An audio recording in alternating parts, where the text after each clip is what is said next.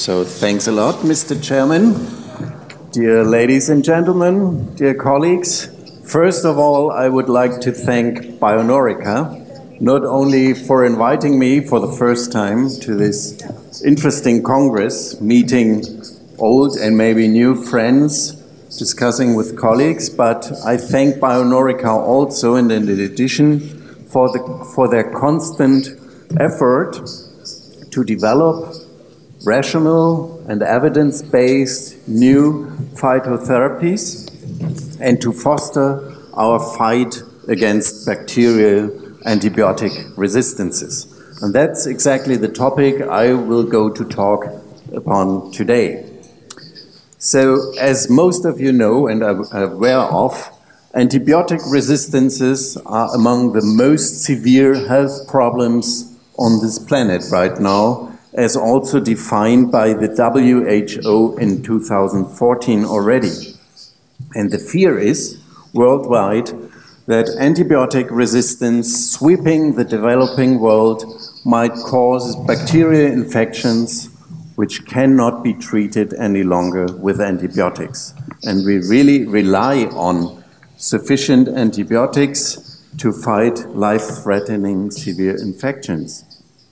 So we need to do something, and there is obviously an urgent need to better use antibiotics, so-called antibiotic stewardship, and to search for alternative treatment options. Graphs like this we all like when it comes to stock market. From left to right, rising numbers. But in the case of antibiotic resistances, as shown here over the last decade, it's really worrisome. This is here shown for gram-negative bacteria, the rate of resistances on this planet according to WHO. So we have a tremendous tendency of increasing resistances, and not only in Germany, in our hospital at the university, but all over the place. We already faced bacteria which we cannot treat any longer because they are completely resistant, pan-resistant. So, and this is clearly linked to our usage of antibiotics. And this has been analyzed recently, published in May by an international consortium in a very high-ranking journal. This is the increase of antibiotic usage per head of the population worldwide. And as you see in red, there's a steep increase of antibiotic usage, and don't think that the blue countries are good. Because in those countries, more developed countries, the tendency to overuse broad-spectrum antibiotics, causing even more resistances, is the main problem. So this is a global tendency, and we see a tremendous overuse of all classes of antibiotics. And when this tendency is not stopped, WHO calculated that in 2050, we will witness more deaths due to antibiotic-resistant bacterial infections, namely 10 million people every year, as by cancer and traffic accidents in some. So this is really worrisome, and WHO put this problem on the top 3 list of worldwide health problems. And in contrast to what we all would have hoped and maybe expected, there is not an increase in newly developed antibiotic substances authorized, for example, by the FDA in the United States, but a decrease over the last 3 decades, as shown in this graph. So we will not have more antibiotics to fight these very dangerous germs and bacteria, but we will see fewer new antibiotics in the future. So what to do? We definitely need to foster new antibiotic development. But we have another problem, and this is a new point which should be added to our minds and is frequently neglected today. There are additional problems with antibiotic overuse, namely the harmful and sometimes long-term effects on our microbiota, for example, in the gut, leading to severe health consequences. And this is my topic which I will focus on today, right now. When it comes to the microbiome, the previous speakers already mentioned it. We have a very complex microbial world in front of us. It's not only bacteria, which outnumber our own body cells by the factor of 10, but all of us have, in addition, a complex virome, astonishingly high numbers, 10 to the 15 particles in the human body, even if you are completely healthy. And we all have fungi, the so-called microbiome, the protozoome, the archaeome, and all this together is a very complex human microbiome. And this is residing not only in the gut, but nearly in every place of the human body, even in those where we previously thought that they might be sterile, such as the urinary tract or the deep lung. And what is even more astonishing is the number of genes all these microorganisms carry.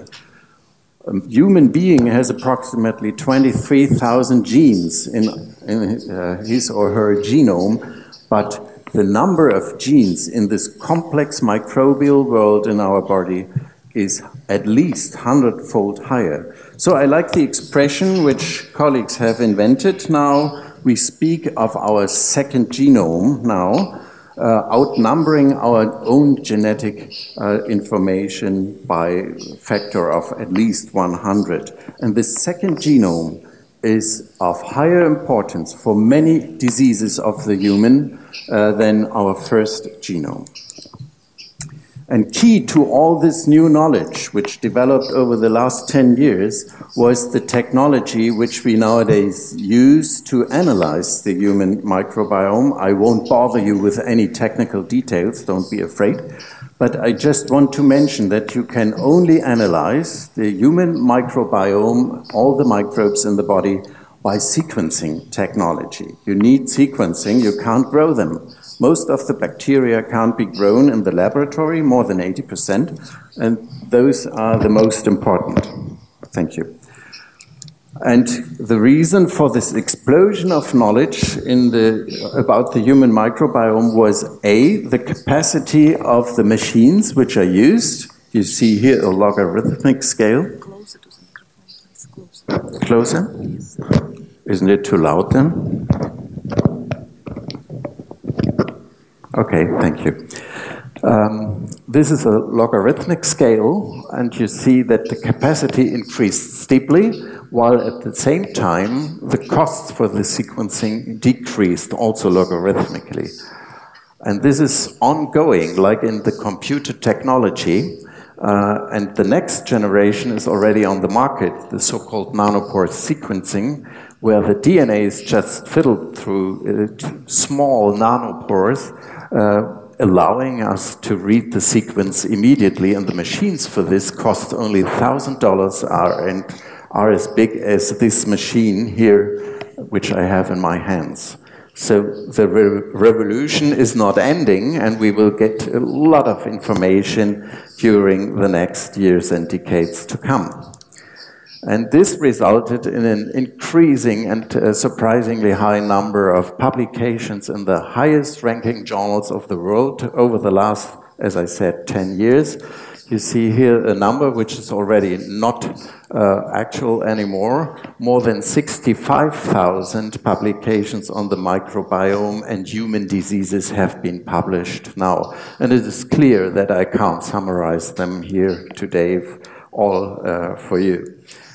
But I have summarized some of the most important diseases which are linked now to the microbiome on this slide. As you see here by these curves, we witness more than 2,000–3,000 publications in just 2 years, for example, on the topic of influence of the microbiome on obesity. This is the leader in the field, but also inflammatory bowel diseases, colorectal cancer, type 1 and 2 diabetes, obesity, as mentioned, asthma, irritable bowel syndrome, the previous speakers already alluded to this, multiple sclerosis, autism, cardiovascular diseases, or rheumatoid arthritis are all linked to the human microbiome. And this was surprising, and this list could be even prolonged, and many more diseases could be added. And why are many diseases of the human being increasing, such as all immune-mediated diseases, allergies, and autoimmunity? Because we do a lot in human civilization to harm and to damage our microbiota by nutrition, for example, as shown on this graph, but is of special importance also by overuse of antibiotics. Whenever you give an antibiotic, you must have in mind that you also treat unwantedly your own beneficial microbiota, the good friends in the gut and all over the body. And this then might lead, especially in childhood, the first 3 years of life are very vulnerable, might lead to what we call dysbiosis. And this dysbiosis, via the resorbed metabolome of the microbes, is affecting every organ in the human body and might lead to a large number of different diseases. As shown on this summarizing slide, when we go up from the bottom, as mentioned, type 1 and 2 diabetes, lupus erythematosus, obesity, skin diseases such as atopic dermatitis, liver diseases may be initiated by dysbiosis. Allergic asthma is clearly linked to dysbiosis of the gut, and surprisingly, also diseases such as depression, autism, morbus Parkinson, and even Alzheimer, Nature papers around, are linked to shifts in the human gut microbes. And surprisingly, it is possible to transplant these diseases from patients to animal models just by transplanting stool microbes of these patients. So there is clear evidence that a shift in gut microbes might cause a tremendous plethora of different diseases. And this is a very complex slide which you should not and cannot read, and this is by purpose. The question now is, what are doing the antibiotics to our beneficial microbes? And the answer is a lot. A real strong influence on our gut microbes has been analyzed in several studies, but what I always get as a question is, what will be the consequence of this antibiotic for this patient? And the answer is, I don't know. Because we all have very individual and very distinct microbiomes, so we can't do a prediction. And what you see here is that every antibiotic in the outer circle is influencing all classes of different microbes, and we are really till now unable to predict the harm which we do to our good friends in the gut, for example. So what might be the consequences, especially in childhood with broad-spectrum antibiotics? First of all, we select resistant bacteria, that's for sure. That has been shown for decades now, and this leads to an accumulation of resistant genes, which might be transferred from good and beneficial bacteria also to the pathogenic ones, and then we have the problems in treating those. This leads to an increase, as we call it now, of the resistome. This is the sum of resistance genes we already all carry in our gut. The second point is, on the right-hand side, that we have an increase of the so-called inflammatory tone. So inflammatory processes are enhanced all over the body when we use too much of an antibiotic too often. And this leads to a compromised immune homeostasis. In a consequence, and this has been shown in very large studies in Great Britain and all over the world, that children which received very often broad-spectrum antibiotics will develop later in life obesity, asthma, and atopic diseases. This is for sure now. And as most of you might know, there is an increased risk of other infections due to overuse of antibiotics, and Clostridium difficile, life-threatening gut infections, is only the peak of the iceberg. So lots of unwanted consequences when we use antibiotics when they are not needed. And we were interested, and together with Bionorica, we initiated many studies now to analyze whether there are alternatives to protect our microbiome.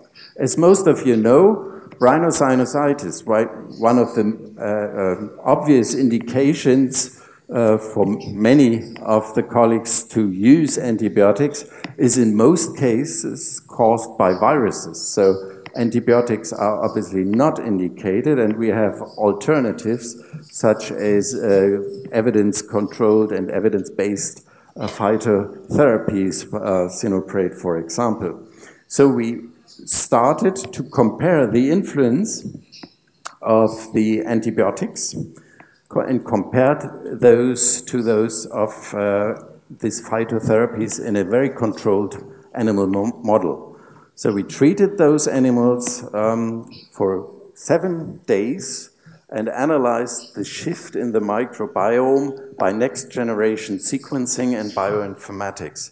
And just to show you one of those results, and I think this is impressive, on the right-hand side you see that compared to the control mice, there is no significant shift in the microbiome composition shown by all these nice colors when you use phytotherapy, evidence-based and clinically effective against those type of infections. In contrast, and this is shown on the left-hand side of the slide, you see many changes in the colors of the bacteria, indicating a strong shift of the microbiome due to the antibiotics, in this case, ampicillin or moxicillin and moxifloxacin. So, and more interesting, these effects were long-lasting. They were detected also weeks after the cessation of the therapy. So long-lasting damage to the microbiome with, in this case, unneeded and not necessary antibiotics. As shown here, this is day 42, so many weeks have been passed after cessation of therapy, and still we see the damage of the microbiome in the gut of these animals. So in summary, we would strongly suggest measures and new strategies to prevent unnecessary antibiotics, which might be prescribed in more than 50% of the cases, at least in Germany, in my home country, and I think it's similar all over the world, namely in the case of viral upper airway infections. We don't need them. We have to save the efficacy and effectiveness of antibiotics by preventing overusage. First of all, you should communicate with your patients and their parents, because they should understand that not prescribing an antibiotic doesn't mean that you don't want to help them. In contrast, antibiotics do harm to them, resistance selection, microbiome damage, and many others. So first of all, communication. And it's always better to prevent infections, so we would suggest hygiene and vaccination measures to prevent all as much possible infection as we can. The second step, and I think this is very, very important, we have to develop better tests, point-of-care tests, reliable, sensitive, and specific, to detect and to distinguish viral from bacterial infections, so that on the spot you can make the decision, is an antibiotic needed or not? We need better tests, we need higher sensitivity, and last but not least, you have to choose rational and evidence-based alternatives, for example, and especially in the case of virus infections, and phytotherapy is one of the really good strategies which should be chosen. So in summary, microbiome, obviously we are not alone. Everybody of us has a very individual, large microbiome, which displays plasticity and is larger than our own genome. The microbiome is decisive for all kinds of diseases, coupled to disease development from allergies, autoimmunity, cardiovascular diseases, metabolic diseases, and even psychiatric and neurological diseases, such as autism and depression. There are treatment options, probiotics, prebiotics, and even stool transplantation or fecal microbiota transfer, FMT, and there will be new developments on the horizon soon. We need better diagnostics. This can be only done with deep sequencing and good bioinformatics. But this is my take-home message for all of you, for all of us. We should think about resistance selection. We should avoid this by not overusing antibiotics, and we should treat with alternative treatment options such as evidence-based phytotherapy. Thank you very much for your attention.